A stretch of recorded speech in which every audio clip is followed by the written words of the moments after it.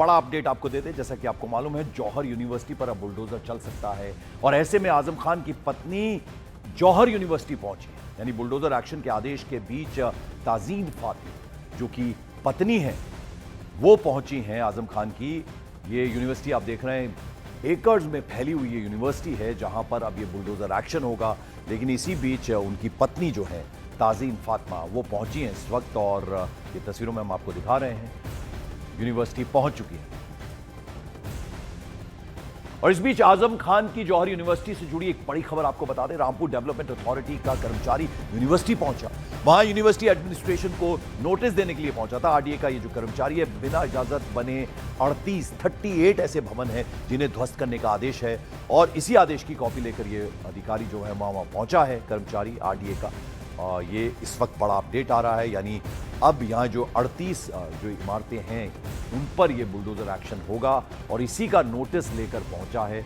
यानी बिना किसी परमिशन के 38 ऐसे बिल्डिंग्स हैं, भवन हैं, मीलों में फैला हुआ है। ये आप पूरा कैंपस जौहर यूनिवर्सिटी का देख रहे हैं, रामपुर जो कि जगह है आजम खान की, वहाँ ये एकर्स में फैली हुई यूनिवर्सिटी बनी है। यहाँ 38 बिना परमिशन के जो बिल्डिंग्स बनी हैं उन पर बुलडोजर एक्शन होगा, उसी का नोटिस देने पहुंचा है आरडीए का कर्मचारी।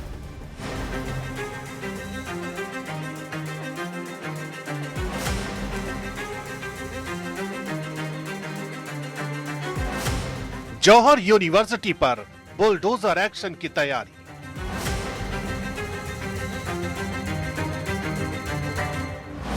तीस से ज्यादा अवैध इमारतों पर चलेगा बुलडोजर।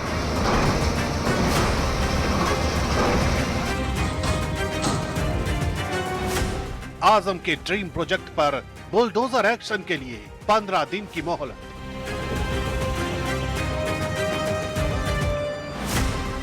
कभी यूपी की सियासत में मोहम्मद अली जौहर यूनिवर्सिटी सिर्फ एक शिक्षण संस्थान नहीं बल्कि समाजवादी पार्टी के दिग्गज नेता आजम खान के राजनीतिक कद और प्रभाव का सबसे बड़ा प्रतीक मानी जाती थी। रामपुर की धरती पर फैला इसका विशाल परिसर दूर दूर से आने वाले लोगों के लिए आकर्षण का केंद्र था। समर्थक इसे शिक्षा के क्षेत्र में आजम खान का सबसे बड़ा योगदान बताते थे, जबकि विरोधी इसे सत्ता के प्रभाव में खड़ी हुई महत्वाकांक्षी परियोजना कहते रहे। वर्षों तक ये यूनिवर्सिटी राजनीतिक बहसों के केंद्र में रही। अब वही परिसर एक नए विवाद के कारण चर्चा में है, जहां बुलडोजर की आहट ने पूरे मामले को फिर से सुर्खियों में ला दिया है।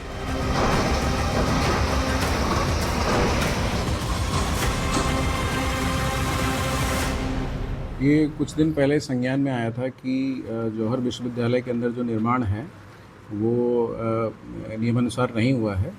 इसकी जांच कराई गई थी। प्रथम दृष्टया ये संज्ञान में आया था कि भवन बिना मानचित्र स्वीकृति के बनाए गए हैं, जिसके क्रम में उनको नोटिस जारी किया गया था। रामपुर विकास प्राधिकरण यानी आरडीए का दावा है कि जौहर यूनिवर्सिटी परिसर के 40 भवनों में से 38 भवन बिना नक्शा पास किए बनाए गए हैं। प्रशासन के मुताबिक निर्माण के समय ये इलाका जिला पंचायत के अधीन था और नियमों के मुताबिक भवन निर्माण से पहले नक्शा पास कराना जरूरी था। जांच के बाद ट्रस्ट को नोटिस जारी किया गया, लिखित आपत्तियां मांगी गई और व्यक्तिगत सुनवाई का भी मौका दिया गया। सभी पक्षों पर विचार करने के बाद आरडीए ने इस पर बुलडोजर चलाने का आदेश जारी कर दिया। ट्रस्ट को 15 दिन का समय दिया गया है कि वो स्वयं अवैध निर्माण हटाए।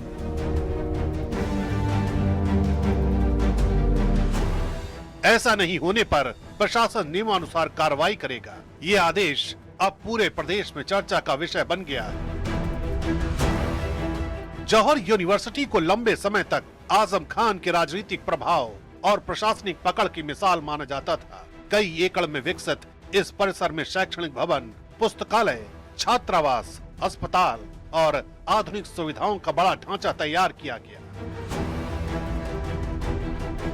समाजवादी पार्टी के सरकार के दौरान जौहर यूनिवर्सिटी का ये प्रोजेक्ट तेजी से आगे बढ़ा और आजम खान इसे अपने ड्रीम प्रोजेक्ट के तौर पर पेश करते थे। देश विदेश से आने वाले मेहमानों को यहाँ लाया जाता था और इसे रामपुर की नई पहचान बताया जाता था। लेकिन समय बदला, सरकार बदली और इसी यूनिवर्सिटी से जुड़ी जमीन, निर्माण और प्रशासनिक प्रक्रियाओं को लेकर कई कानूनी विवाद भी सामने आते चले गए और ये विवाद इतने बढ़ते गए कि नौबत बुलडोजर चलने तक आ गई।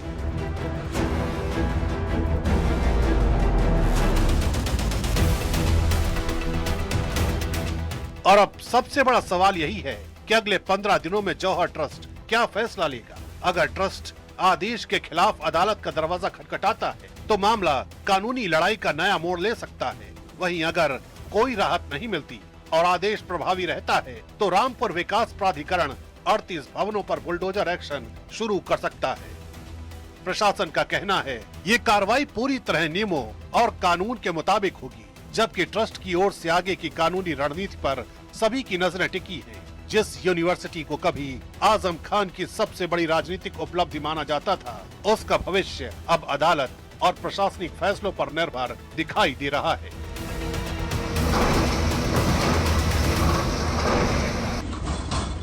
मैं आपको दिखा दूं, ये मौलाना मोहम्मद अली जौहर यूनिवर्सिटी है और इस यूनिवर्सिटी के जो चांसलर हैं वो सपा के कद्दावर नेता आजम खान है। आजम खान ने जब ये यूनिवर्सिटी बनवाई, जब इनके भवनों का निर्माण हुआ था और ये यूनिवर्सिटी जौहर ट्रस्ट जो है वो संचालित करता है। जब ये यूनिवर्सिटी के भवनों का निर्माण किया गया था तो उस जिस तरह से अब आरडीए ने ये बताया है कि आरडीए की बिना अनुमति से ये जो भवन है, जिसमें 40 भवन जो है वो बिना अनुमति के बनाए गए हैं।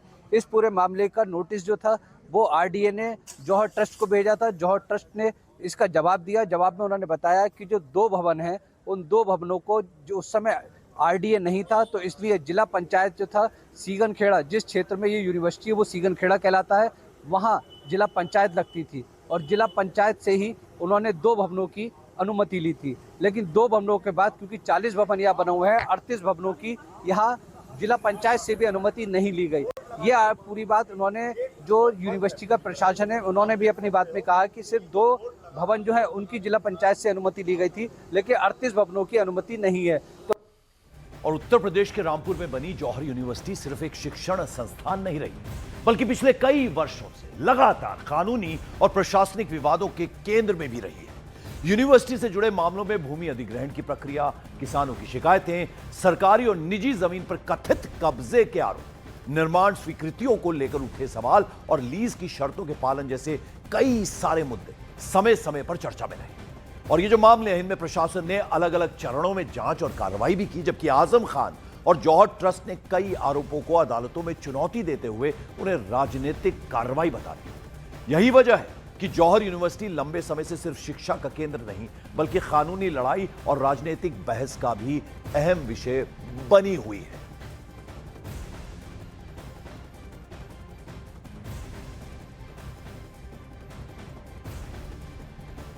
और आइए अब जरा आपको दिखाते हैं कि आखिर ये यूनिवर्सिटी कैसे और कब बनी और विवाद कैसे कैसे शुरू हुआ। तो साल 2003 में आजम खान ने मौलाना मोहम्मद अली जौहर ट्रस्ट का गठन किया। इसके ठीक 2 साल बाद 2005 में ट्रस्ट के तहत जौहर यूनिवर्सिटी की घोषणा हुई। फिर 18 सितंबर 2005 को तत्कालीन सीएम मुलायम सिंह यादव ने अपने पूरे मंत्रिमंडल के साथ रामपुर पहुंचकर यूनिवर्सिटी की आधारशिला रखी और इसके बाद निर्माण फिर तेजी से आगे बढ़ता चला गया। लेकिन इसी दौरान भूमि अधिग्रहण, किसानों की शिकायतें और निर्माण प्रक्रिया को लेकर विवाद भी सामने आने लगे। आरोप यह लगे कि कुछ किसानों की जमीन उनकी सहमति यानी उनकी परमिशन के बिना ली गई और विरोध करने वालों पर मुकदमे तक दर्ज कर दिए गए। हालांकि ये जो तमाम आरोप हैं, इन्हें आजम खान और जौहर ट्रस्ट लगातार नकारते रहे और कई सारे मामलों में अदालत का दरवाजा भी उन्होंने खटखटाया। और इस बीच बड़ी खबर आपको बता दें, रामपुर में जौहर यूनिवर्सिटी से जुड़े एक और विवाद पर बड़ा एक्शन लिया गया है। लोक निर्माण विभाग यानी पीडब्ल्यूडी ने यूनिवर्सिटी परिसर के भीतर बनी करीब 3.5 किलोमीटर लंबी सड़क को सार्वजनिक मार्ग घोषित कर दिया और यूनिवर्सिटी गेट के बाहर बोर्ड लगाकर इसे पीडब्ल्यूडी की संपत्ति बता दिया। एडमिनिस्ट्रेशन के मुताबिक इस सड़क का निर्माण 2003-04 में पीडब्ल्यूडी ने कराया था। साल 2016 में इसे चौड़ा करने के लिए 17 करोड़ रुपए स्वीकृत भी हुए, जबकि करीब 13 करोड़ रुपए खर्च कर सड़क का विस्तार किया गया। 2019 की जांच में सरकारी पैसों से प्राइवेट यूनिवर्सिटी परिसर में निर्माण का मामला सामने आया था। अब ये जो सड़क है, इसे आम लोगों के इस्तेमाल के लिए सार्वजनिक घोषित कर दिया गया है।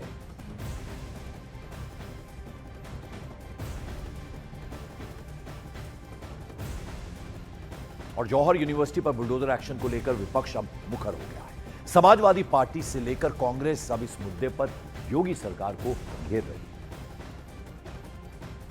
जौहर विश्वविद्यालय को गिराने के प्रदेश सरकार के निर्णय का हम लोग कड़ा विरोध करते हैं और ये मानते हैं कि भाजपा की सरकार विद्वेष और बदले की भावनाओं से कार्रवाई कर रही है।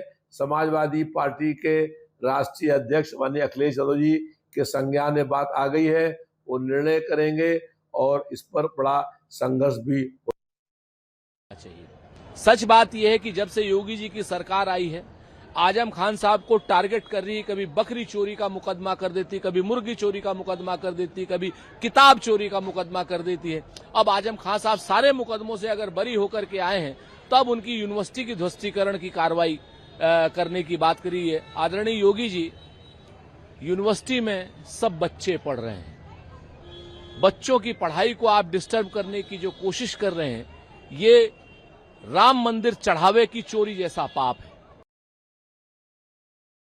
एक बात ये समझ में नहीं आ रही है कि पिछले 10 सालों से उत्तर प्रदेश में योगी आदित्यनाथ की सरकार है। 80 से ज्यादा आपने केस माननीय आजम खान के ऊपर लगा दिए। जौहर यूनिवर्सिटी को तोड़ने के पीछे आमादा है, लेकिन आज जब इलेक्शन आने वाला है तब आपको एकदम से जौहर यूनिवर्सिटी की बात क्यों आई? मैं ये पूछना चाहता हूँ, क्या भारतीय जनता पार्टी विश्वविद्यालयों से, इस टीचिंग इंस्टीट्यूशन से या पढ़ाई लिखाई से इतनी नफरत क्यों करती है? अगर कोई चीज अवैध है तो उसको वैध किया जाए। तो अब आपने देखा, कांग्रेस और समाजवादी पार्टी दोनों ही इसका विरोध कर रहे हैं। आपको बता दें, एक वक्त था समाजवादी सरकार में आजम खान की तूती बोला करती थी। रामपुर समेत आसपास के जितने डिस्ट्रिक्ट्स हैं वहां उनका सिक्का चलता था, लेकिन कानून की फाइलें भी उनका लगातार पीछा करती रही। बताया जाता है कि रामपुर में आजम के खिलाफ कुल 90 केस दर्ज है। इनमें से 30 केस सिर्फ जौहर यूनिवर्सिटी से जुड़े हुए हैं, तो आप अंदाजा लगा सकते हैं। और इस मामले पर सियासी घमासान अब लगातार जोर पकड़ता जा रहा है। एसपी और कांग्रेस जहां सरकार को घेर रहे हैं, तो वहीं बीजेपी का यह कहना है कि मौजूदा सरकार में किसी निर्दोष के खिलाफ एक्शन नहीं होता, कार्रवाई उन पर होती है जो दोषी होते हैं। जौहर विश्वविद्यालय की बुनियाद माननीय मरहूम मुलायम सिंह यादव जी ने रखी और हम सब के नेता इस देश के पीडीए के महानायक माननीय अखिलेश यादव जी ने दिलो जिगर से माननीय आजम साहब के साथ मिलकर उस विश्वविद्यालय को बनाने का काम किया और ऐसा माइनॉरिटी स्टेटस का विश्वविद्यालय बनाया कि जहां 50% माइनॉरिटीज़ पढ़ सकें, जो कमज़ोर तबके हैं पढ़ सकें। और माँ बाप नहीं हैं तो पूरी फ़ीस माफ़, माँ बाप में कोई एक है तो आधी फ़ीस, ऐसा मॉडल का विश्वविद्यालय कोई दिखता नहीं। ये भारतीय जनता पार्टी की जो सरकार है, ये भगवान राम के चढ़ावे चोरी में फंस गई है। ये भगवान राम के दरबार में चढ़ावा चोरी, चंदा चोरी, ज़मीन चोरी और पूरी तरीके से आरएसएस और बीजेपी ने मिलकर ये सब लूट किया है। इन सब चीज़ों को डाइवर्ट करने के लिए, इन सब मुद्दों को डाइवर्ट करने के लिए ये कभी जौहर विश्वविद्यालय की बिल्डिंग गिराएंगे, कभी केजीएमयू में नॉनवेज बंद कराएंगे और गौ माता जो राष्ट्रमाता घोषित करने के लिए शंकराचार्य जी कह रहे हैं उस पर बात नहीं करेंगे। जो अवसर उनको दिया जाना चाहिए कि ये आपका भवन अवैध है या वैध है, इसका आपको जो कुछ भी साक्ष्य देना हो दीजिए। जब वो सब साक्ष्य देने में निरुत्तर रहे, असफल रहे, कोई साक्ष्य नहीं था, सत्ता के नशे में चूर होकर के अवैध निर्माण कराए गए, सत्ता की अवैध कमाई से अवैध निर्माण कराए गए, तो इस सरकार में अवैध कमाई और अवैध निर्माण किसी दशा में वैध नहीं हो सकता है। उसके खिलाफ कार्रवाई जो उचित है होगी, बुलडोजर चलना ही चाहिए।